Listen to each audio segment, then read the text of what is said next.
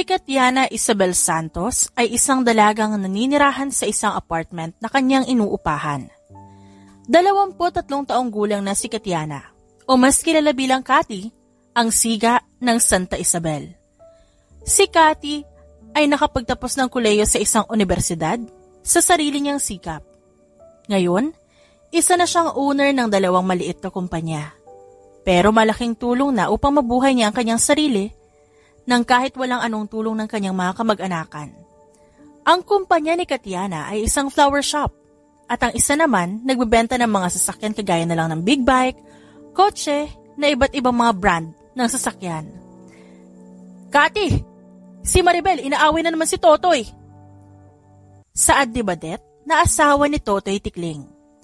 Palaging napapaaway ang asawa nito kahit kanino dahil sa mga kalokohan niyang kinasusuklaman ng buong barangay. Badet, alam mo kasi ang asawa mong parang isang kalansay na naglalakad, hindi na dapat pa lumalabas eh.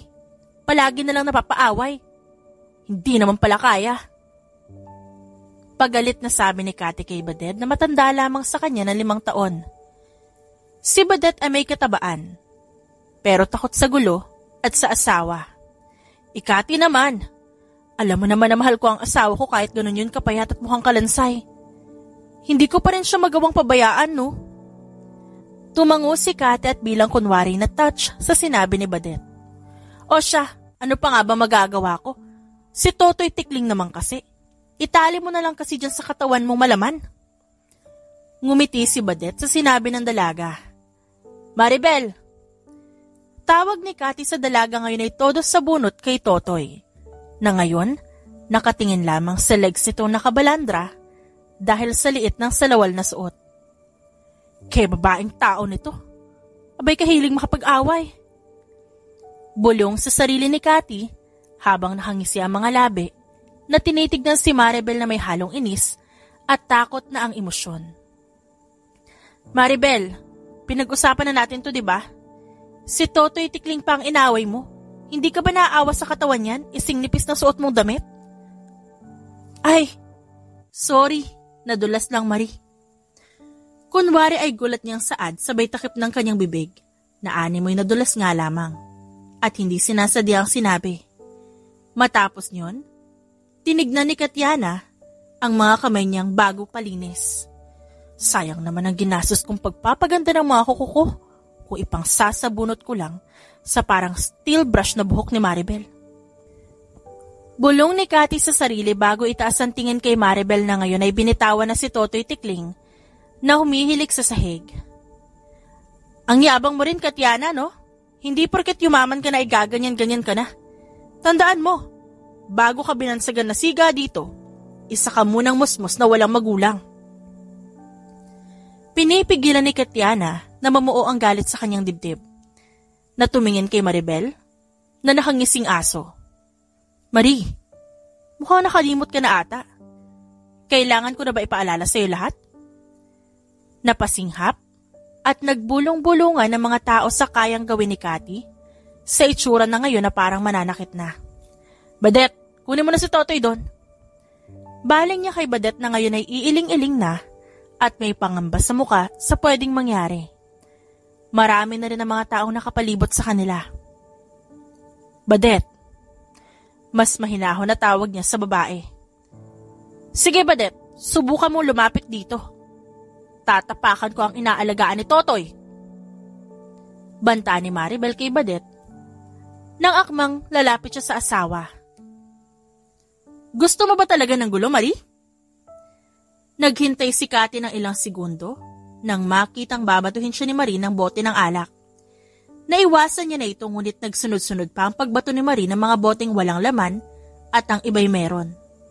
Nang madaplisan si Cathy sa kanyang kaliwang kamay, ay sabay sugod naman si Marie sa kanya na hindi niya inaasahan. Ngunit nakalaban din siya na makabawi. Sa bunot lang ang ginawa ni Marie, ngunit si Cathy hindi napigilan suntukin sa mukha si Marie. Sumakto ang suntok ni Cathy sa kabilang pisngi nito at sinabayan pa ng isa. Natumba si Marie sa saktong katawan ni Totoy kaya napaaray ito. Nandidiring tumayo si Marie sa ibabaw ni Totoy at hinawakan na magkabilang muka. Si Totoy naman nagising na at todo ang ngiti dahil pagising nito ay ang babaeng nagugustuhan ang nakapatong sa kanya. Totoy, ano ba? Nag-i-imagine ka na naman. Nandito naman ako na sobrang sexy kesa sa patpatin na si Maribel. Sigaw naman na pagsuway ni Badet, sabay hila patayo sa asawa. May pagkamahangin talaga ang babae. Anong sabi mo? Ako patpatin? Ikaw ano, baboy? Sexy ba ka mo? Baka siksik? Sarkastikong sigaw ni Marie kay Badet na ikinatahimik niya.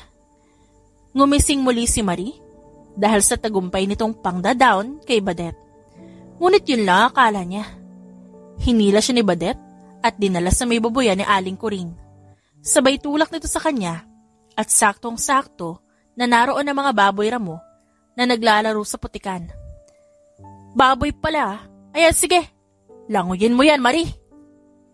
Sigaw ni Badet kay Marie na ngayon ay umahon na at puno ng putik ang buong mukha at katawan. Maribel. Tawag ni Cathy na seryoso ang mukha. Ano? Pagalit na tanong ni Marie.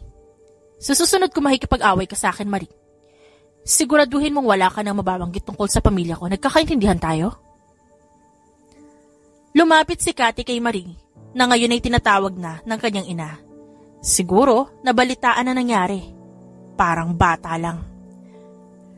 Sorry na, Katyana. Hindi ko naman gustong makipag-away doon eh. Sadyang nilalapitan lang ako ng away kaya ganun. Malalim na bumuntong hininga si Cathy sa tinuran ni Totoy. Matapos ang nangyari kanina, umuwi na si Cathy at sumunod naman ang dalawa sa kanya. Alam mo, Totoy, malapit na ang alis ko. Mga 2 linggo din ako mawawala. Paano na kayo ni Badet kapag binalikan ka ng mga yon? Aniya at tinignan ng mag-asawa. Ikaw, Badet, paano ka kung sa lahat ng oras natatakot ka? Ikaw naman, Totoy, asawa mo si Badet, pero palagi mong pinapahamak. Pasensya na talaga, Cathy. Hinging patawad naman ni Totoy. Huwag ka sa akin humingi ng tawad. Tinignan ni Cathy si Badet. Dapat sa asawa mo ikaw humingi ng tawad. O siya, may iwan ko na kayo, marami pa akong gagawing trabaho. Pagpapaalam niya at naglakad. Cathy, patawad ulit at maraming salamat. Nakatalikod si Cathy kaya itinaas na lamang niya ang kaliwang kamay at iwinagayway. Makalipas ang ilang araw, na ang tanging ginagawa lang ni Katyana ay trabaho at bahay. Natapos na din ang out of town na business niya, kaya nakakapagpahinga na siya ngayon. Hello, this is Katyana Isabel Santos, the CEO of Isabel Flower Shop. Sagot niya sa tawag na dumirekta sa kanyang cellphone. Nagtataka na lang niyang pinakinggan ang sinasabi ng nasa kabilang linya. Hello? This is from Arcasitas Company.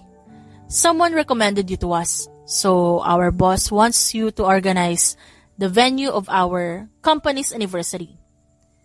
Sagot niya, kaya naman napakunot ng noo si Katyana. Arcasitas Company? Ang kumpanyang pinakamalaki sa buong Asia? Ang alam niya ay isa ito sa pinakamalawak at maraming branch ng kumpanya dahil sa galing ng boss na nagpapalaka doon. Yes miss, just send us the details. Out of nowhere nasagot niya dahil sa gulat sa nakita nito sa labas ng kanyang apartment. Meron kasing nag-aaway at hinahabol ng 4 na lalaki ang isang lalaki. Nawala ang atensyon ni Katyana sa kausap at pumunta sa may pinto ng kanyang apartment. Pagkatapos sumagot at magpaalam ang kausap sa kabila, ay mabilis siyang tumakbo palabas at sinundan ang mga kalalakihan. Dinig ni Katyana ang tawanan ng mga ito, habang hawak ng dalawa ang isang lalaking seryoso lang at walang makikitang emosyon sa muka. 1, 2, 3, 4, at hindi na pinalampas pa ang pang-5 suntok. Kumuha siya ng may kalakihang bato at binato niya yun sa likod ng lalaking nanununtok. Ngumisilang siya ng marahas na humarap ang lalaki. Sumigaw ito. Pagharap nito sa banda niya, si Bernard lang pala. Cathy! Mukhang tinakasan ng tapang si Bernard nang masilaya ng seryosong mukha ni Katyana. Ano na naman yan, Bernard? Malalim at seryoso niyang tanong. Huwag ka na makialam dito, Cathy. Hindi na naman sina Totoy ang inaaway namin eh. May halong pag-aalinlangan na sagot ni Bernard. Okay, sabi mo eh. Tumingin siya sa lalaking hawak pa rin ng dalawa pang kasamahan ni Bernard. Weird. Nang magtagpo kasi ang kanilang mga mata, nakaramdam siya ng kakaibang uri ng tingin sa lalaki. At kakaiba rin ang mata nito, kulay asul. Seryoso lang ang lalaking nakatingin sa kanya. Pakawalan niyo siya. Seryosong saad ni Katiana. Cathy, ano ba? Pakawalan niyo siya o ako mismo ang gagawa nun ng purasahan. Nawawala ng pasensya niyang tanong. Buisit, pakawalan niyo siya. Inis na sigaw ni Bernard at nilapitan si Katiana na wala pa ring emosyon. Katiana, bakit sa tuwing may nakakaaway kami nakikialam ka lagi? Kapag naman kaming inaaway, wala kang pakialam. Bakit, Cathy? May hinanakit sa tono ng tanong ni Bernard. Mahina lamang ang boses nito, kaya ramdam niya ang hinanakit ng lalaki sa kanya. Si Bernard ay matagal nang pumoporma at nanliligaw sa kanya. Dati niya din tong kaibigan at sobrang close. Ngunit dahil sa naging iba ang ugali niya, nagbago ang lahat.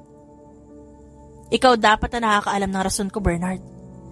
Ibalik mo ang dating Bernard na kakilala ko at babalik din tayo noon bilang magkaibigan. Iniwan niya si Bernard na tulala at mukhang pinoproseso ang kanyang sinabi. Pagkatapos ng tagpuan na yon, hinila niya ang lalaki sa isang tindahan na pinagtatambayan niya palagi. Bugbog ito at may pasa sa muka. Kaya niya ito naisipang isama. Aray naman, miss. Dandahanin mo naman. Ikaw kaya magkapasa... Well, hindi ako katulad mo lang ba? Tumawa si Katiana na may pagkasarkastiko. Well, miss, baka pwede ko naman malaman ang pangalan mo. Kanina ko pa yung tinatanong, kaso kanina mo pa ako di pinapansin. Ngumisi si Katiana nang marinig ang pagkayamot sa boses ng lalaki.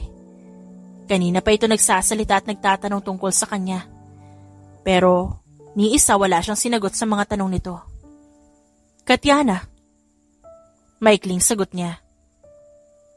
Katiana. Oh, kaya pala Cathy? Saad ng lalaki, tsaka ngumiti ng malawak. Mukha na itong baliw sa kanyang pagngisi nang wala namang rason. Well, ako si Max, Miss Katiana. Huwag mo nang gawing formal ang tawag mo sa akin, hindi bagay. Saad niya. At inayos ang nilalagay na gamot sa may sugat ni Max sa pisngi. Aw! Kunwari nasaktan ng damdamin niya. At may pahawak-hawak pa sa dibdib. Gwapo si Max, maputi, ngunit madaming pasa. May kakapala na ang kilay, matangos ang ilong, mapupula ang labi. Malinis ang muka at halatang inaahita ng balbas at bigote nito. May kahabaan din ang buhok. Well, in short, perpekto ito sa madaling salita. Kung wala nga lang pasa. O yan, tapos na. Saad ni Katiana matapos lagyan ng band-aid ang bandang kilay ni Max. Max, right? Sa susunod kung makikipag-away ka, siguraduhin mong kaya mong panindigan. Okay? May panunuyang saad niya. Tumayo na rin siya. Teka, saan ka pupunta? Bahay.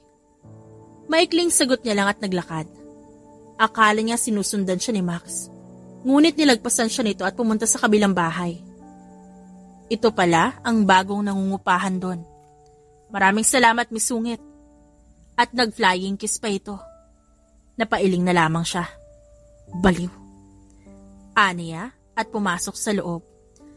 Kinabukasan maaga siyang naghanda sa pagpasok sa flower shop niya upang ihanda at sabihan ng mga tauhan sa kanilang dapat asikasuhin. Dahil meron silang kliyenteng malaki at kailangan mag-double time. Mamayang gabi na ang event ng Arcasitas Company. Kaya't 4 a.m. pa lang pumunta na siya sa flower shop at ganon din ang mga tauhan niya. Double your time and be prepared. Huwag gagawa ng anomalya ngayon, maliwanag? Tumango ang nasa 6 na tauhan niya at tinignan ng papel na binigay niya kanina. Yun ang detalye ng event at theme na gusto nila. Zach, ikaw ang i-assign ko sa pagkuha ng mga gagamitin at si Micaela naman, makakasama mo sa pag-aayos ng mga bulaklak na gagamitin. Tumango ang dalawa at nag-ayos na. Garrett, Simon, ayusin yung mga sinend ko sa inyo kagabi yung kailangan para sa team ng event. Kayo nang bahala doon. Tulungan niyo si Mikay na ayusin ang venue. At Shaira, at Kirk, samahan niyo akong kunin yung mga gagamitin sa bahay ko. Kukulangin tayo ng oras kung hindi pa natin maayos lahat. Hindi ba't nasabi ko na lahat sa inyo ang kakailanganan natin sa pag-organize? Tumango lang ang dalawa sa kanya. Gusto kong ayusin niyo lahat at kayong dalawa ang i-assign ko upang i-check lahat ng pag-organize, okay? Cooperation is a must. Pinindot niya ang earbud na nakakabit sa tenga upang marinig ang iba pang habilin niya. Seryoso at maotoridad ang kanyang boses nang sinabi niya ang mga yon. Tumango ang dalawa at umalis na upang kunin ang iba pang kailangan sa bahay niya. Meron pa kasi itong apartment na kung saan at doon nila lahat nilalagay tuwing nag-aayos at nag-organize sila ng event. Knock knock! Napatingin siya sa glass door ng flower shop niya nang pumasok si Max nang nakangiti. Mukhang busy si Miss Sungit Ngumuso si Max nang may pang-iintriga. Anong ginagawa mo dito? At paano mo nalamang nandito ako? Iritado niyang tanong habang binibilang pa ang mga bulaklak na naiwan. Ang theme ng venue ay black and white. Kaya naman ang mga bulaklak ay mga kulay red, white, yellow, at yun ang gusto ng CEO ng Arcasitas. Ang ganda ng mga bulaklak. Sinong kliyente nyo? Mukhang hindi lang bulaklak ang binili nila. Nagpapa-organize ba? Nangingilatis na tinignan ni Katiana ang lalaki na nakatayo sa kanyang gilid. Sungit. Nagtatanong lang Kunwaring may halong pagtatampong sabi ni Max sa babae. Yes. The Arcasitas wants us to organize everything. Okay na? Kita ni Max ang ningning sa mga mata ni Katiana. Ang gusto kasi ng boss ng Arcasitas ay organize na ang lahat. Siguro para isahang gastos o kaya naman mabilisan na lang. Hindi namin trabaho ang mag-organize ng mga venues pero gaya ng sinabi ko, pamilyang Arcasitas sa mga yon. Masaya akong tanggapin ang opportunity na binigay nila sa akin. Sa amin. Seryoso man ang mga mata nito habang nagsasalita. Makikita pa din ang saya at galak sa mga mata niyang nangingislap sa tuwa. Kagaya ng mga bulaklak, maganda at makukulay ang mga mata niya. Napilit niya lang kinukubli. Hindi nito sadyang mabanggit yon. Mahina at alam niyang hindi masyadong narinig ng dalaga ang sinabi niya. Katiana, may tumatawag sa telepono mo, kanina pa yung tumutunog. Natawa si Max nang makita ang reaksyon ng dalaga na nahihiyang kinuha at sinagot ang telepono. Oh shit, kailangan ko na magbadali. Ang sabi, baka bigla raw dumating ang boss doon. Umiling lang siya at may pagkaamyo sa mga matang umiti ng patago. Ano? Kumunot bigla ang noni Katiana sa mahinang tawa niya. Umiling lang siya at naiilang na nag-iwas ng tingin. Naging maganda ang pag-organize nila ng venue. Ang ipinagtataka nga lang ni Katiana ay ang hindi pagpapakita ng CEO. Miss Sungit, sino hinahanap mo? Napahawak si Katiana sa bandang dibdib. Sa gulat, sa biglaang pagtawag ni Max sa kanya. Oo, sumama ang lalaki. Una, ayaw pa nitong isama ni Katiana, pero nagpumilit ang lalaki kaya wala na siyang nagawa. Weird nga lang, dahil bawat madadaanan nila kanina pagdating pa lang nila at pagpasok sa venue, tinititigan siya ng lahat ng staff at minsan nayuyuko ang mga ito at ngingiti ng konti. Sa kanyang isipan baka nagwapuhan na nga mga ito sa binatang kasama niya. O kaya naman ay way of welcoming ng mga staff. After nito, saan ka pupunta, Miss Sungit? Tanong niya habang tinitignan ni Katiana ang cellphone nang tumunog yon. Apartment. Tipid na sagot naman ng babae.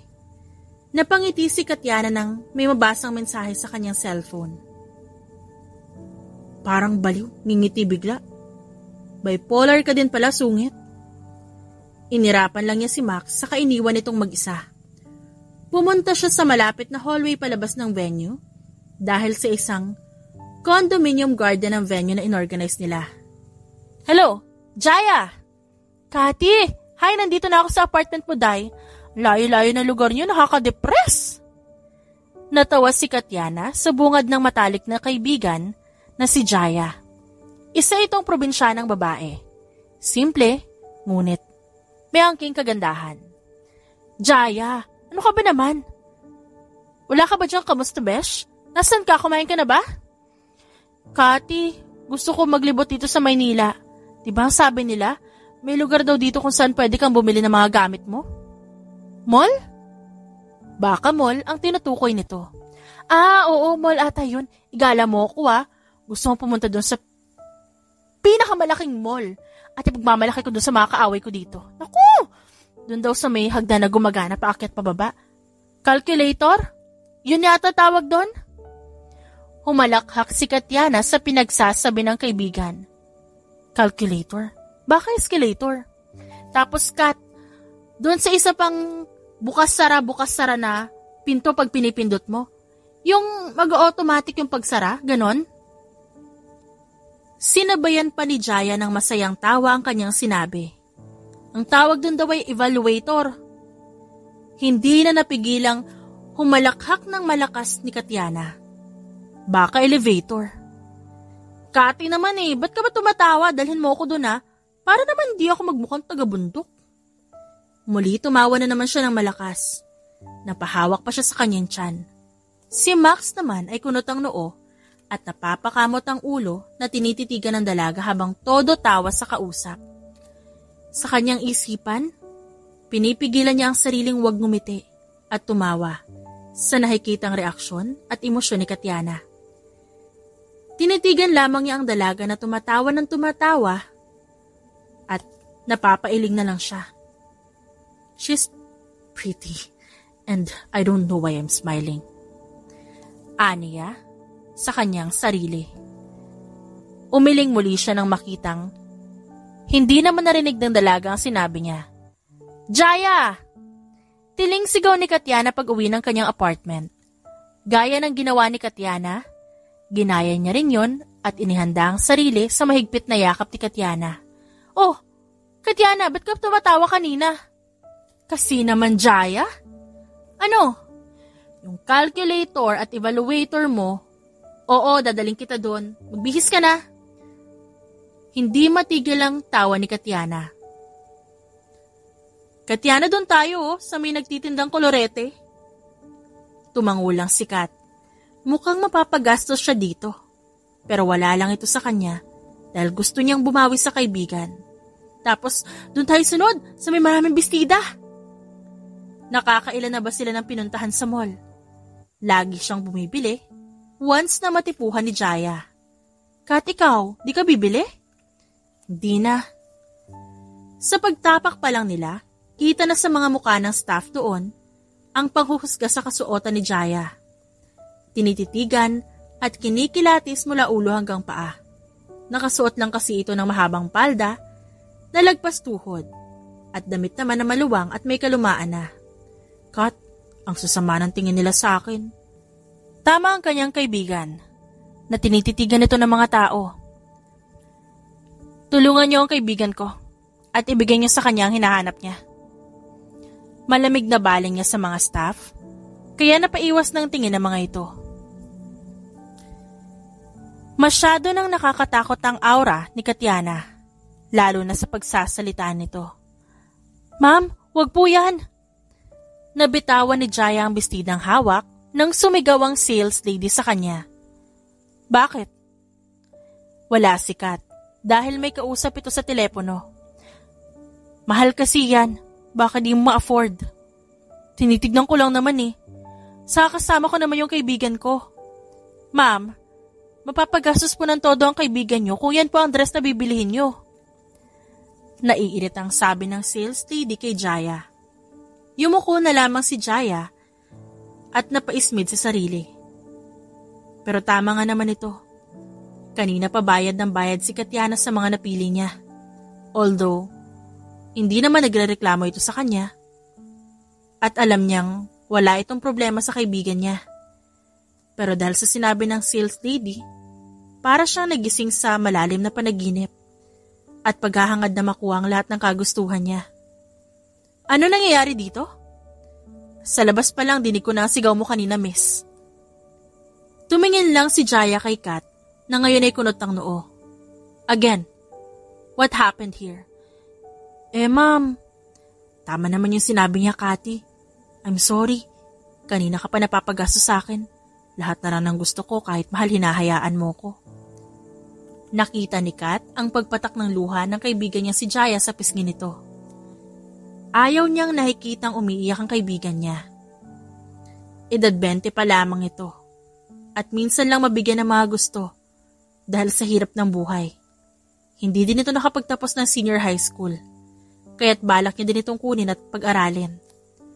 Huminga ng malalim si Kat dahil sa narinig. Kita niya kung paano ngumisi ang sales lady sa kanyang harapan. What's your name? Ella Santo Domingo, ma'am. Ngiting pakilala nito sa kanya. Ella, kailan ka pa nagtatrabaho dito? Muli ay tanong niya at yumuko ng konti. Nang sa tansya'y 4 na hakbang na lang ang layo niya sa sales lady. Nung 1 buwan lang po. Nautal at kinabahan na sagot niya. Well, bago ka pala. Don't you know the rules of this company? Ang akala ko lahat ng tauhan dito mababait at hindi ganyan ang ugali. Ayaw niyang manghusga. Pero sa pinakita ng sales lady, hindi niya mapigilan ng sarili. Gusto mo pa ba magtagal sa trabaho mo? Pakinggan mo na mabuti ang sasabihin ko sa iyo, Ella. Kung gusto mo pang magtagal sa pinagtatrabahuhan mong ito, hindi kita hinuhusgahan. At lalong hindi kita huhusgahan nang basta lamang walang dahilan. Pero dahil sa ginawa mo, hinusgahan mo ang kaibigan ko. Hindi tama yung ginagawa mo. Miss Santos, right? Pwede ko bang malaman kung ano nangyayari dito? Pinagmasdan niya lang ito at tumingin muli sa sales lady na ngayon umiiyak na. Sana natuto ka sa mga sinabi ko sa iyo, Miss Ella. It would be better kung hindi panlabas na anyo ang tinitignan mo. Kilalanin mo muna ang isang tao bago mo husgahan. Nagkakaintindihan tayo? Nakita niya ang pagtango ng sales lady ng paulit-ulit. Huwag mong alalahanin ang bagay na ito, miss. Wala lang to. Let's go, Jaya. Hinila niya paalis ang kaibigan na tulala pa rin at naiiyak. Kati, I'm sorry. Bumuntong hininga si Katyana at umupo sa sofa. Kati, sorry sa nangyari kanina. Kasalanan ko din naman eh. Huminga ng malalim si Katyana na kanina pa binabanggit ni Jaya ang salitang sorry. Jaya, okay na, okay? Wala na yun sa akin. Pero kung mauulit man yun, at di ka man lang magsasabi sa akin, doon ako magagalit. O sige, ganito na lang para hindi ka mabother. Pumunta ka sa kwarto ko. Kunin mo lahat ng bags of dress doon. Isukat mo isa-isa, ipakita mo sa akin lahat yon. Tapos quits na tayo. Mahabang paliwanag niya at inihiga ang ulo sa sandalan ng sofa. Mabilis namang tumakbo si Jaya papunta sa kwarto ni Kati. Makalipas ang 1 linggo, naging maayos naman ang lahat sa kanila. Umuwi na rin sa probinsya si Jaya. Nalaman nito na gustong mapalapit ni Max sa kanya, kaya't lagi siyang nagpupunta sa apartment ng dalaga. Dinadalhan siya ni Max ng pagkain. Minsan, tinutulungan din siya nito sa trabaho niya sa flower shop. Nakilala niya ng mas mabuti si Max. At dahil sa ugaling ipinakita sa kanya ng binata, masaya si Katyana. Pero naroon ang takot na baka, dahil sa pinapakita ng lalaki sa kanya, mahulog siya dito. Naging magkaibigan ang dalawa ng tinanong ni Max kung pwede ba siya nitong kaibiganin. Pumayag naman si Kati. Pero bago yun, gumawa muna sila ng sariling patakaran. Yun ay wag mahulog kay Max. Kati, tignan mo to. May nakita ako kaninang nagtitinda ng bracelet, ang ganda. Kaya bumili ako ng 2 para couple tayo. Tuwang-tuwa na saad ni Max kay Katyana na ngayon ay naglalabas sa may poso sa likod ng bahay ng kanilang inuupahan. Tinignan ni Cathy ang sinasabi na binili ng binata. Bracelet yon na may bulaklak sa gitna at gawa sa tela ang palibot yon. Maganda ang pagkakagawa at mukhang hindi yun mabibili sa palengke o kung saan man. Isa lang ang nasa isip niya, marahil gawa ni Max yun o pinagawa nito mismo. Oo, maganda. Saan mo nabili yan? Natural, sa may bangketa.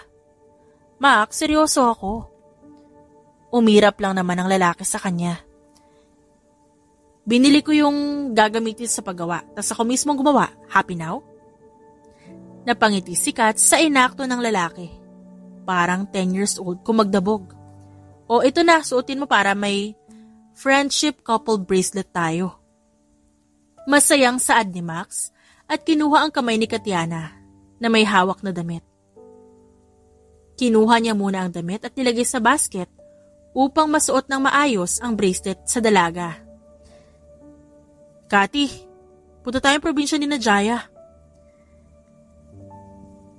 Kapag kuway nakangiting suhestyon ni Max kay Kati, nakasalukuyang nagsasampay.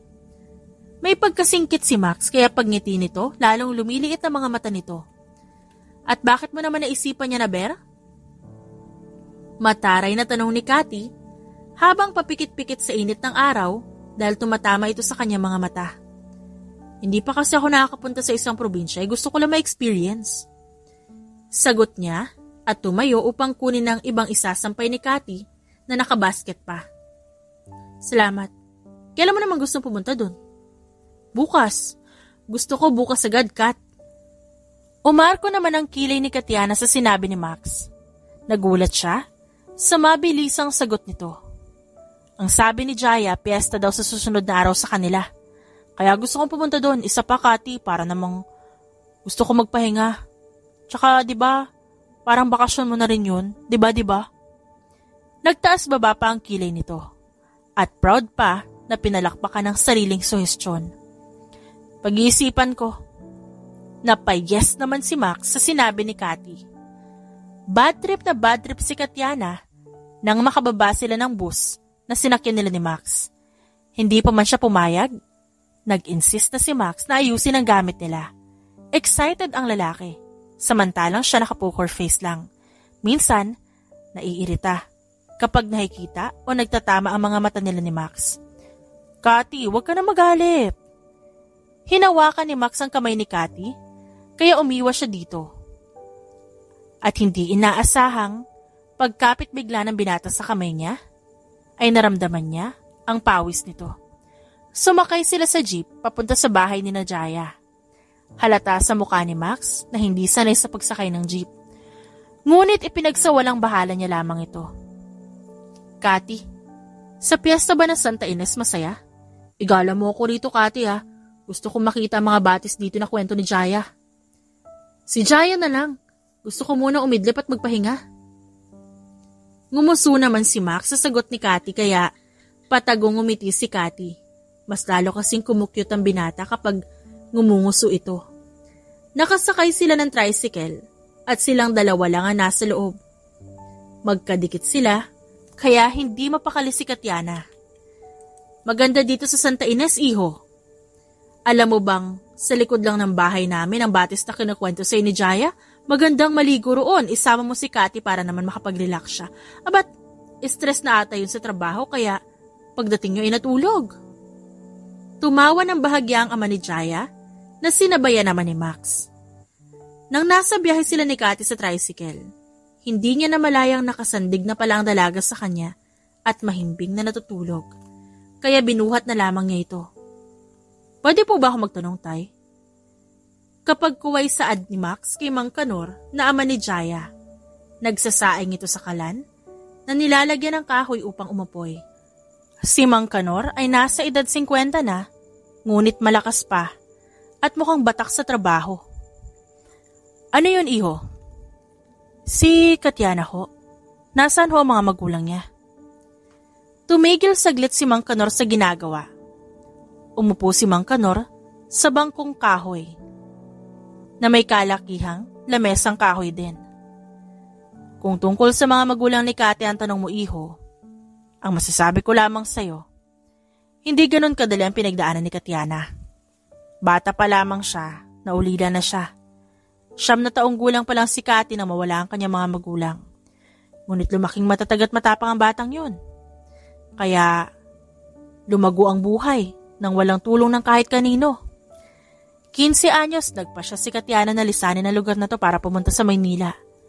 Wala kami naging balita sa mga nagdaang taon hanggang isang araw, umuwi siya dito na umiiyak at may hawak na sertipiko, nakasuot pa ng damit pang graduate. Ngumiti si Mang Kanor at tumingin kay Max na seryoso lang na nakikinig. Paulit-ulit niyang sinasabi na, Mang Kanor, sa wakas nakatapos na ako ng kuleyo, Mang Kanor. Hindi ko na kailangan magbanat ng buto para lamipang kain araw-araw.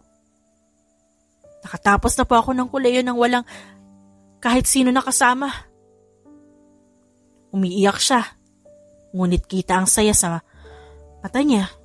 Pero kita ko rin ang hinanakit dun. Natigil ang tingin nito sa matanda.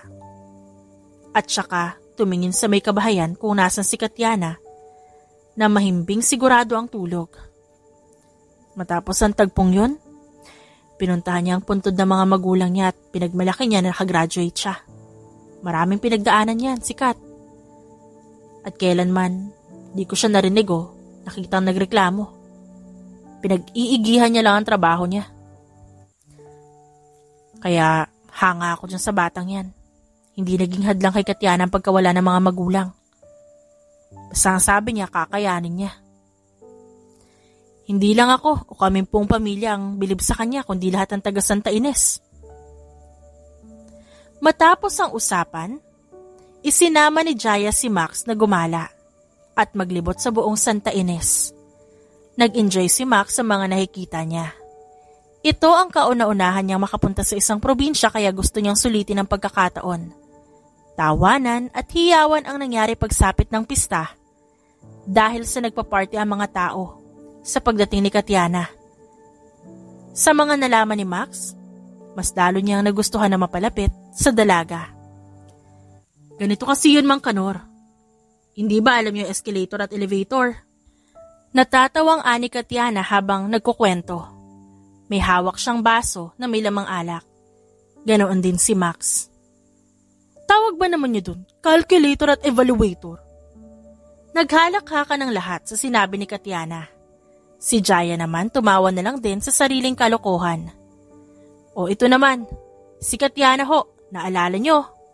Nung naglalaro kami kasama ang dating kaibigan namin, nung tumakbo si Katiana at nadapa sa mismong tae ng kalabaw, sapul sa muka.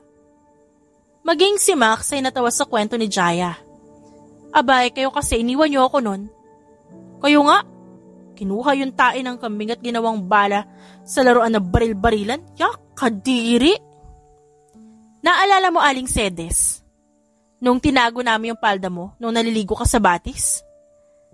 Natatawang tanong ng isa sa mga anak na babae ni Mang Kanor, ang panganay niya.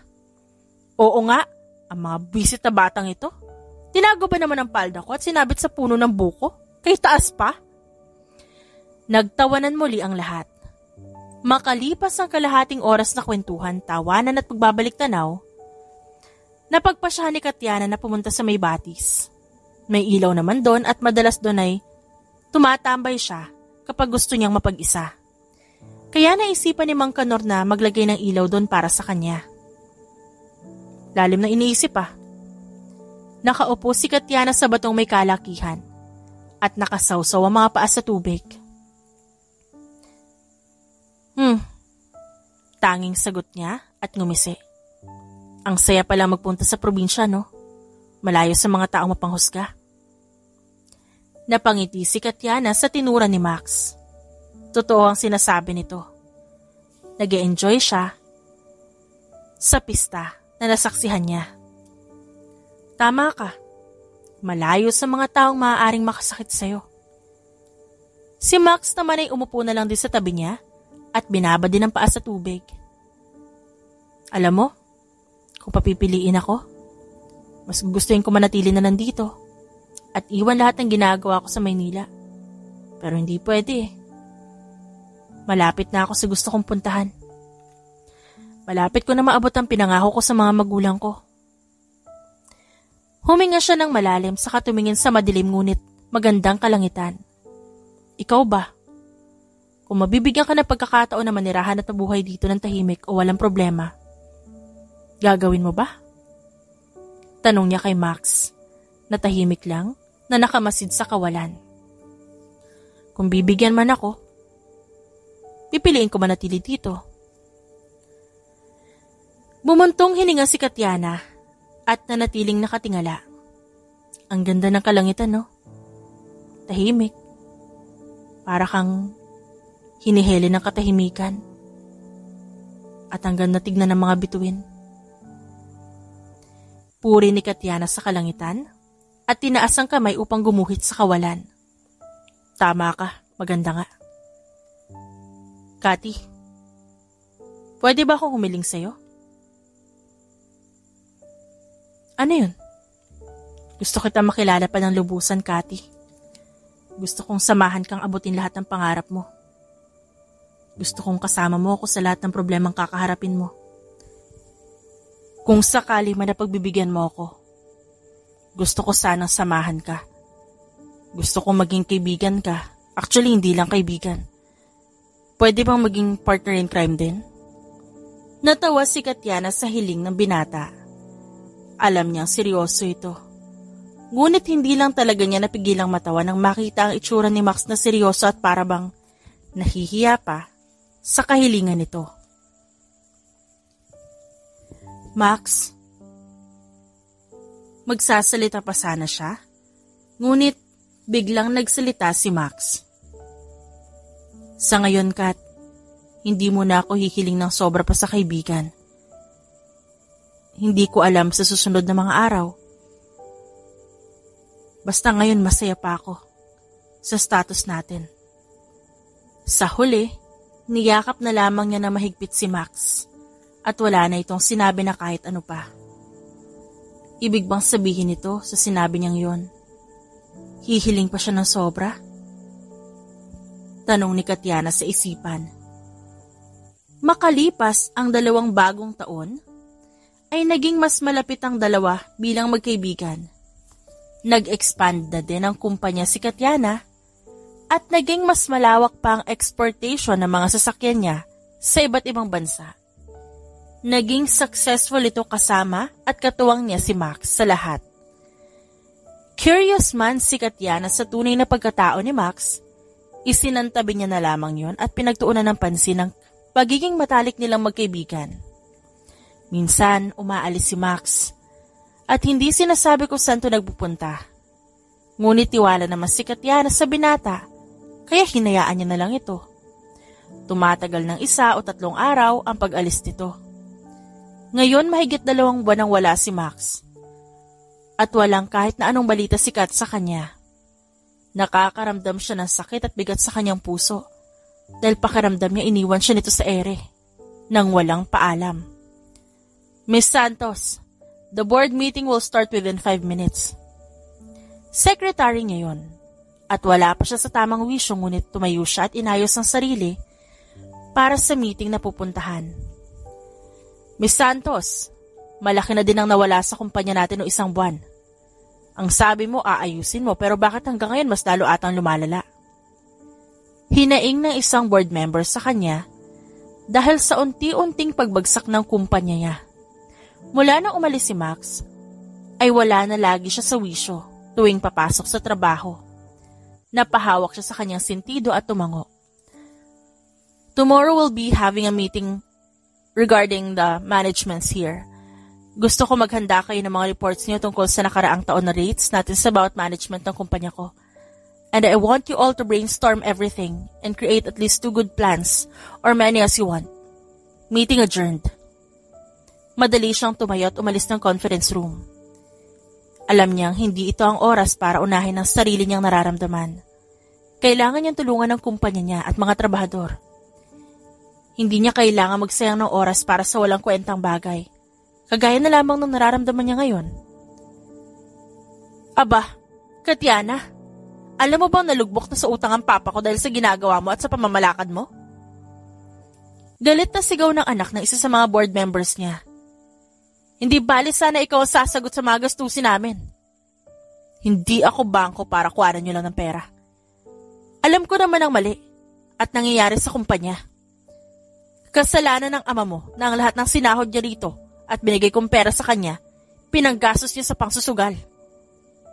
Sarkastikong aniya, kaya natahimik ang babae na kanina lang ay todo sigaw sa galit. Pasensya na, Miss Katiana. Gusto ko lang naman talagang humingi ng tulong eh. Desperada na ako. Sana matulungan mo ko. Nilapitan siya nito at hinawakan ng kanyang dalawang kamay. Nagmamakaawa ako, miss. Mahal ko po ang tatay ko. Hindi namin kaya hindi siya kasama o nakikita man lang. Mababaliw si mama kapag nawalay sa amin yung ama ko eh. Hayaan mo asikasuhin ng sekretarya ko ang tungkol dito. Tumango ang dalaga sa sinabi niya at walang tigil na nagpasalamat. Alam niyang hindi niya kakayanin na may nagmamakaawa sa kanya, lalo na ang isang babae, para sa magulang nito. Kung siya hindi naranasan magkaroon ng magulang, hindi niya dapat yun iparana sa iba. 2 linggo ang lumipas.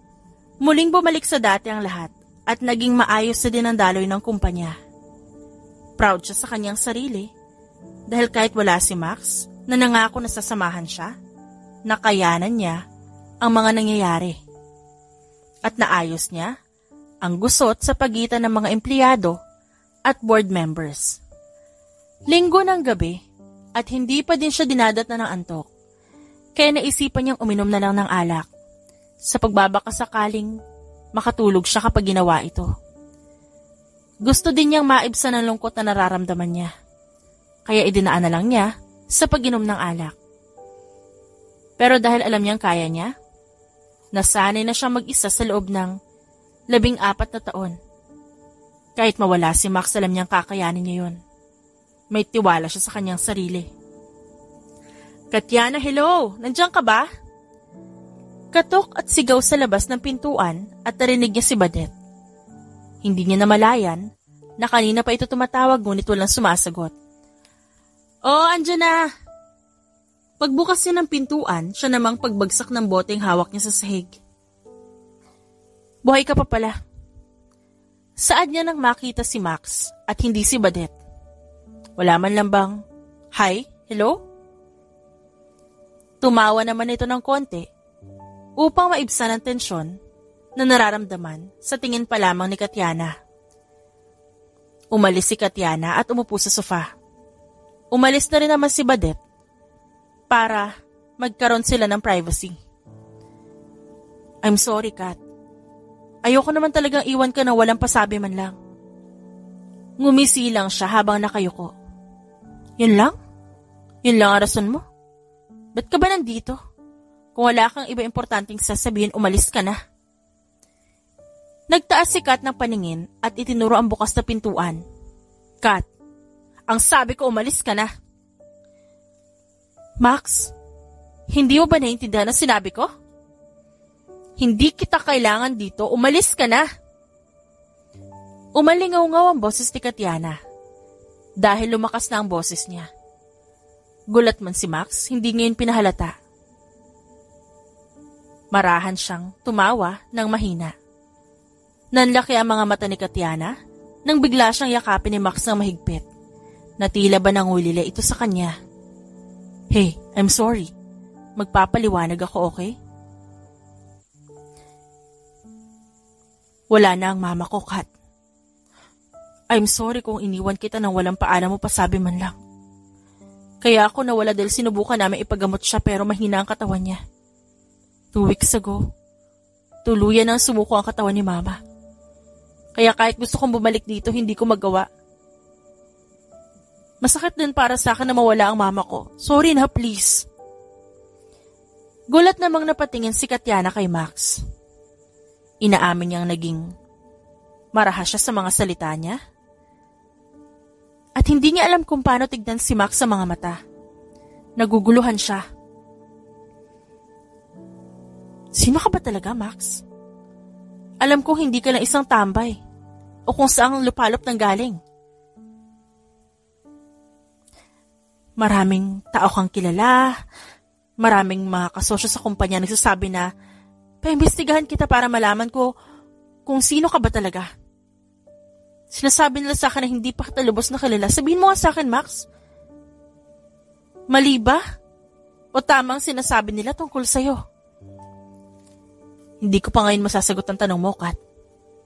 Magulo pa ang lahat at ayaw ko madamay ka pa. Kita niya ang umaasang mga mata ni Max kaya tumango na lamang siya kahit may pag-aalinlangan. Thank you, Katyana. Pangako pag nagkaroon ng pagkakataon at maayos ng lahat, sasabihin ko lahat sa'yo at hindi na ako muli aalis sa tabi mo. Gumanti naman ang yakap si Katyana kay Max. Alam niyang kailangan ni Max ng karamay sa ngayon. Sa gabing yun, pinag-usapan lang nila ang nangyari at nagkwentuhan tungkol sa mga nangyari sa kumpanya ni Kat. What do you want to eat? Magluluto na ako ng breakfast habang naliligo ka. Tanong sa kanya ng lalaki habang inaayos ni Kat ang susuotin niya pang opisina. Hindi na, dadaan ako sa flower shop. Sasama ka ba? Umiling naman si Max sa kanya. May pupuntahan din sana ako eh. Magpapaalam lang sana sa'yo, baka magalit at magtampo na naman ang girlfriend ko. Girlfriend mo mukha mo. Sigaw ni Katyana mula sa labas ng banyo. Babaeng kaibigan kasi yun, Katyana, ang OA mo din naman. Utot mo, Max, baka ikaw ang OA. Tinawanan lang yun ni Max, tsaka nagpaalam na maliligo lang sa sariling apartment nito. Ma'am Cathy, hindi ko naman po gusto yung si Kurt eh. Tumawa ang lahat nang makitang namula si Shaira dahil sa biro ni Katyana na gusto niya si Kurt. Asus, ba't ka kinikilig, Ate Shai? Tumawang muli ang lahat sa pang-aasar ni Mikay na sinabayan naman ng kasintahang si Zack. Ate Shai, ganyan din kami ni Mikay noon. Inasar kami ni Ma'am Cathy sa isa't isa. Bakit nga pala wala dito ang dalawa, ma'am? Sina Garrett? Tanong ni Shaira.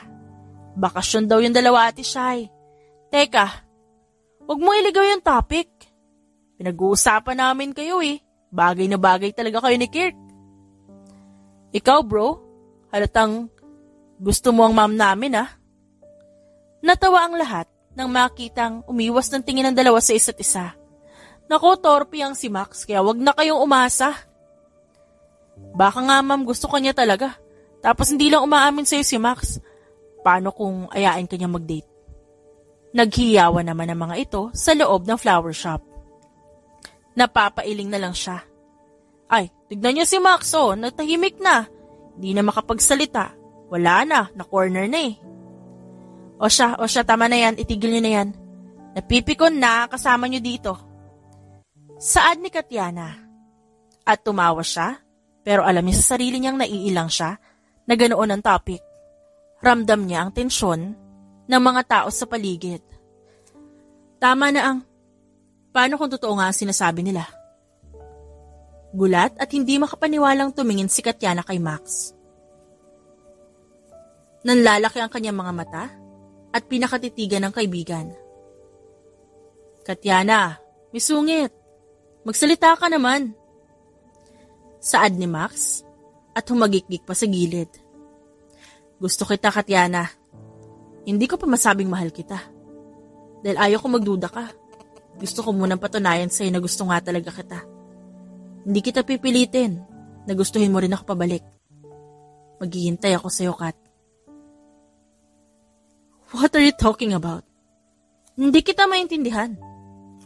Hindi niya alam kung anong mararamdaman. Pero ang puso niya, pakiramdam niya, lalabas na sa kanyang ribcage sa labis na pagkabog nito. Walang tigil at ubod ng bilis na parang nakikipagkarirahan sa kabayo. Okay lang, Kat. Walang kaso sa akin na maghintay. Hindi mo kailangan pilitin ang sarili mo ngayon. Gaya ng sabi ko, maghihintay ako. Max! Hindi pa din siya makapagsalita na maayos. Yun naman pala eh. Ma'am, may gusto naman pala sa'yo si Max. Nangaasar na saad ni Mikay sa kanya. Hindi ko talaga alam kung paano at kailan nagsimula ang lahat, Katyana. Ang tanging alam ko lang gusto kita.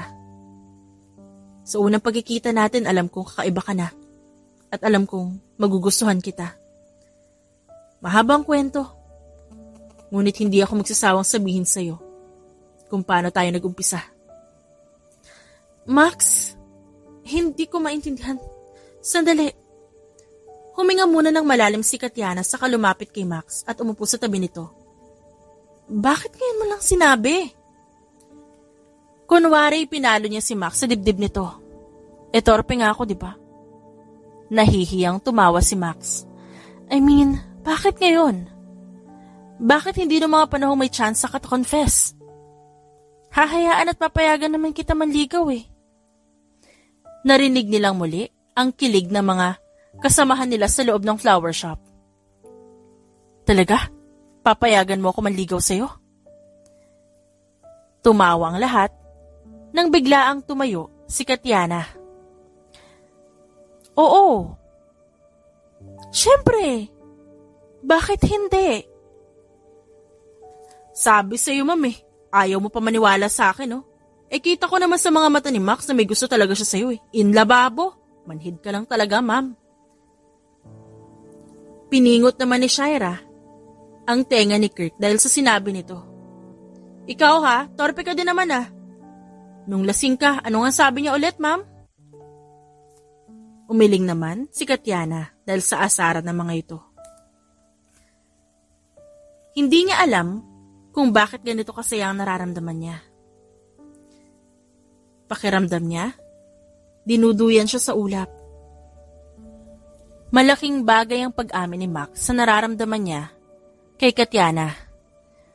Hindi maipaliwanag ang sayang nararamdaman ng dalaga sa kanyang puso. At nagulat pa siya nang inabutan siya ni Max ng bulaklak. Binili ko yan sa Italy. Ayaw ko kasing dito bumili. Alam ko naman na negosyo mo ang mga bulaklak. Kaya mas nag-effort ako na bumili doon. Para iba naman ang makikita mo. Sana magustuhan mo. Sa isip-isip ni Katyana, puno na ng papuri sa binata ang nasasabi niya. Pwede ka bang yayain makapag-date? Inilahad dito ang kamay sa harapan niya. Ang envelope na yan may lamang passport. Passport mo at passport ko. Gusto kitang isama sa panonood ng fireworks sa Italy, pwede ba? Bakit hindi? May kasalanan ka din sa akin at parang bayad mo na din to, no? Kung ganon, halika na. Naghihintay na sa atin ang Italia. Nagulat pa sila nang halos pare-parehong matumba ang apat nang binuksan nila ang pintuan. At nakikinig pa lang mga ito kahit na pumasok na sila sa loob ng kwarto at opisina niya. Naging masaya ang pagpunta nila na Italia. Nag-check-in sila sa isang condominium. 2 araw bago ang fireworks show na magaganap sa Italy, inilibot muna siya ni Max upang ipakita ang ganda ng lugar, kung saan ito talaga lumaki. Yun pa lamang ang sinabi ni Max tungkol sa childhood life niya.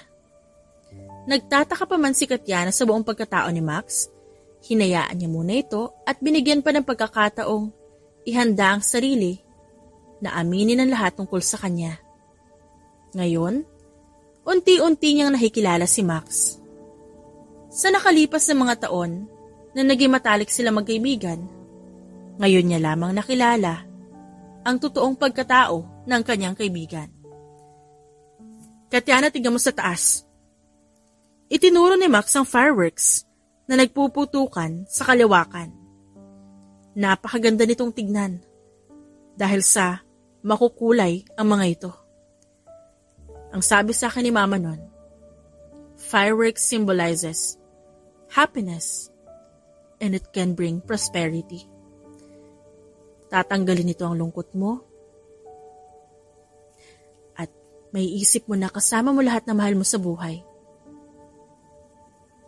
Sabi ni Daddy, nung nakilala niya si Mommy, marami muna silang pinagdaanan bago ikasal at muntik pang araw sila maghiwalay. Pero alam mo, hindi yun natuloy nang malaman ni Mommy na pinagbubuntis niya na ako. Sinubukan pa nga raw niya ako itago kay Dad eh. Pero gaya ng pagkakaalam ko, maraming koneksyon ng daddy ko. Kaya nahanap niya si Mommy. Nalaman ni Dad na buntis ang Mommy ko. At kasabay nun, nalaman din niyang gusto ako itago ng nanay ko. Kaya, ang ginawa niya, itinali niya na si Mommy sa kanya. Tumawa din si Katiana sa sinabi ng lalaki. Kat, kung sakali mangyari yun sa atin, gagawin ko din ang ginawa ni Daddy. Iiwan ko lahat para pakasalan ka. Sana, hindi tayo maghiwalay. Pero bago ang lahat, sana sagutin mo muna ako. Gusto ko munang makilala mo ako ng lubusan. Max, gusto din naman kita eh. Hindi ko pa nga lang yun mabibigay sa'yo. Kasi natatakot ako. Pero siguro kapag naikwento mo na sa akin lahat, doon magkakaroon ako ng lakas ng loob. Alam ko, hindi ako nagmamadali, Katiana. Isang buwan na nakalipas, patuloy pa rin ang panliligaw ni Max kay Katiana. Walang araw o oras na hindi niya ito pinuntahan, sinundo, hinatid, at palaging inaayang lumabas o manood ng sine at kung ano-ano pa. Mas lalo silang naging malapit sa isa't isa. Mula noong ikinwento ni Max ang tungkol sa kanyang mga magulang kay Katiana, doon na nagkaroon ng kakaibang koneksyon sa kanilang dalawa. Sinasabi ko sa iyo, Katiana, umuwi ka na dito. At nang makapanligaw na ang batang yan. Ngumiti lang siya sa tinura ni Mang Kanor. Kausap niya ito sa telepono. At bilang respeto kay Mang Kanor, sinabi niya ang lahat dito. Abay, ako ata ang dapat kumilate sa batang yan. Hindi pwedeng mapunta lang kahit kanino ang unikaihan ng kumpare ko. Oho, uuwi kami dyan sa Makalawa. Isang buwan ho kami magbabakasyon dyan. Tatapusin ko lang ang dapat kong tapusin na trabaho dito, Mang Kanor. Matapos ang kanilang usapan, nakarinig siya ng katok mula sa labas ng kanyang apartment. Paniguradong si Max na yon. Max, ang aga mo atang. Sino ka? Tanong niya na makita ang babaeng intimidating ang dating. Sa suot pa lang nito, mukhang galing na ito sa mayamang pamilya. Katiana Isabel Santos? Ako nga. Binuksan niya ng malaki ang pinto at pinapasok ang babae.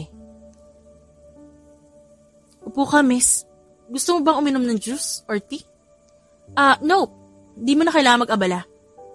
Nandito lang naman ako dahil pinadala ko ng daddy ni Aiden. Diretsong tura ng dalaga sa kanya. Sinong Aiden? Hindi mo siya kilala? Ang akala ko kaya kanya pinakilala bilang pakakasalan niya dahil matagal na kayong magkasama at magkakilala. Mali pala ako. Miss, pwede ko ba malaman kung sino ka ba talaga? Tanong niya at humawak sa may sandalan ng upuan dahil sa ideyang pumasok sa isip niya na baka ang tinutukoy nitong Aiden ay si Max. I am Carolina Panthers at hinahanap ko ang lalaking kinakasama mo dito. Yung lalaking tanging nag-iisang heir ng Arcasitas Company. Si Max Aiden Arcasitas. Tuluyan niya nang naikuyom ang kanyang kamay. Ang Max na kasama mo ay ang Max Aiden Arcasitas din na tinutukoy ko. Huminga muna ng malalim si Katiana bago naglakad na parang wala lang sa kanya ang nalaman. Ano naman ngayon, miss? Sinusundo mo na ba siya? If yes, hindi ko basta-basta ipapaubaya sa kung sino ang pagmamayari ko na. Tandaan mo ito, miss. Hahayaan ko lang sumama sa'yo si Max. Kung siya mismo magdedesisyon, makakaalis ka na. Gusto muna niyang tanungin si Max bago siya gumawa ng hakbang na baka pagsisihan niya. Gusto niya iparamdam kay Max na naiintindihan niya talaga ang sitwasyon ng binata. At pangatlo, mahal niya si Max. Okay ka lang, Kati? Kanina pa tahimik dito at wala kang kibo. Ano nangyayari? Saad ni Max habang nagbabiyahe sila papuntang probinsya. Nothing, I'm just sleepy. Pagkatapos niya, sinuot niya ang kanyang headset at pumikit. Walang nagawa si Max kundi hayaan si Katiana. Baka inaantok lang talaga ito, kaya gano'n ang inakto nito. Katiana! Kuya Max! Sigaw ni Jaya nang makita ang dalawa, nakabababa lang ng tricycle. Hi, kamusta kayo lahat dito? O iho, nandito na pala kayo. Tumango lang si Katiana kay Jaya at sa mag-asawang magulang nito at pumasok na sa loob ng bahay. Max, ano nangyari kay Katiana? Tanong ni Mang Kanor. Di ko rin ho alam eh. Di niya po ako kinakausap habang nasa biyahe kami. Baka pagod lang ho sa trabaho at biyahe. Tumango na lamang si Jaya at Mang Kanor at pumasok sila sa loob ng bahay at nagkamustahan. Anong balita, Nico? Tanong ni Katiana sa kabilang linya nang sumagot ang tinawagan niya. Okay, isend mo na lang sa akin ang detalye. Hintayin mo na lang si Melanie na isend sa iyo ang bayad. Nagpaalam na ito sa kamuling tumingin sa laptop nang tumunog yon. Katiana? Naisara niya biglang ang laptop na pumasok si Max sa kwartong para sa kanila. Ano yan, Max? Okay ka lang ba? Kat, may problema ba tayo? Kasi kanina ko pa napapansin na iniiwasan mo ko. At hindi mo ako kinakausap. May nagawa ba ako mali? Humarap si Katiana habang nakahiga pa rin. Ngunit nakita niya ang pag-agos ng luha sa pisngi nito. Kaya biglang nagulat si Max. Ano nangyari, Katiana? May masakit ba sa'yo? Sabihin mo babalik tayo na Maynila. Nag-aalalang tanong ni Max at lumapit pa kay Kat at pinunasan ang pisngi nito. Gulat at hindi makapaniwala si Max at napatigil siya nang yakapin siya ni Kat sa leeg. At saka idinampi ng bahagya ang labi nito sa kanyang labi. Nang maghiwalay sila, umayos sila ng upo. I'm sorry, Max. No. Sorry, Kat. Umiwas ng tingin si Max, saka hindi mapakali ang kamay na pinatong sa kanyang tuhod. Hindi niya inaasahan ng biglaang halik na yon. Alam ko na ngayon lahat. I'm sorry kung kumuha ko ng private investigator para ipaimbestiga ka. I just wanna know. Sana sinabi mo sa akin. Kat, sorry. Dapat una pa lang talaga sinabi ko na sa'yo. E di sana hindi ka na nahirapan pa sa setup natin. Ayaw ko lang naiwan mo kapag nalaman mo ang lahat, Kat. Alam ko na lahat. Ang ama mo at si Caroline na nagpunta sa apartment ko, inaalok ako ng pera at negosyasyon sa kumpanya niyo. Basta layuan lang kita. And I'm sorry kung inunahan kita, Max. Pinangunahan ako ng takot at galit na baka isa ako sa mga niloloko mo. Pero nalaman ko ng diretso ang rason sa ama mo kung bakit siya sumama kay Carolina upang kausapin ako. Dahil yun sa threat na ginawa ni Carol sa inyo. I'm sorry, Max. Nang makausap ko ang ama mo, tinanong niya ako at kinwento niya lahat sa akin. Sinabi niya sa akin na kung hindi mo pakakasalan si Carolina, madadamay ako. Una pa lang, alam na ninyo at kilala niyo na ako dahil sa unang pagkikita natin ay kwento mo na ako agad sa kanya. Max, sinabi niya sa akin kung gaano ka nahirapan na itago totoong ikaw. Ikaw bilang isang arkasitas na pinipilit italis sa kabilang panig ng kumpanya na kaaway ng dad mo. Okay lang, Kat. Tapos na ang lahat. Tapos na ang pagpapanggap ko. Wala ka nang dapat pang isipin at problemahin. Ngayon nakilala mo na ako. Natatakot ako na baka iwan mo ko. Umiling ng paulit-ulit si Katiana at muling hinalikan sa labi si Max. Nang maghiwalay sila, ngumiti siya at pumikit na mariin. No, that won't happen. I love you. Hindi kita iiwan. Kung kailan mahal kita, sa tingin mo iiwan kita? Natawa naman si Max sa tinura ni Katiana. Kasabay niyon, ang saya sa gabing yon, nang magkaaminan sila ng nararamdaman sa isa't isa.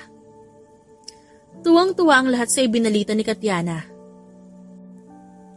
Nag-igib at nagsibak ng kahoy. Pinatunayan ni Max ang pagmamahal niya kay Katiana. Lalo na nang dumating ang ama ni Max na si Marcos Arcasita sa lugar na yon. Tinulungan ng anak na kuhanin ang basbas sa tumatayong ama-amahan ni Katiana. At masayang-masaya si Katiana sa lahat na nangyari sa buhay nila. Hindi niya inakalang makikilala niya si Max, ang isang taong nagpanggap na isang normal na tao kahit ang totoo ay isang tagapagmana pala. Hindi niya inakalang magugustuhan siya nito at natatakot itong mawala siya. Max is someone she loves the most at ayaw niyang mawala ito sa buhay niya. Hinding-hindi sila magkakahiwalay ni Max at alam niyang sa bandang huli, sila pa rin ang endgame. At ang kanilang kwento, paniguradong ibabahagi nila sa kanilang magiging anak sa hinaharap. It was unexpected, but it was wonderful. Their love story is wonderful. At ngayon, masayang-masaya si Katiana at Max sa kinahantungan ng kanilang kwento. The end.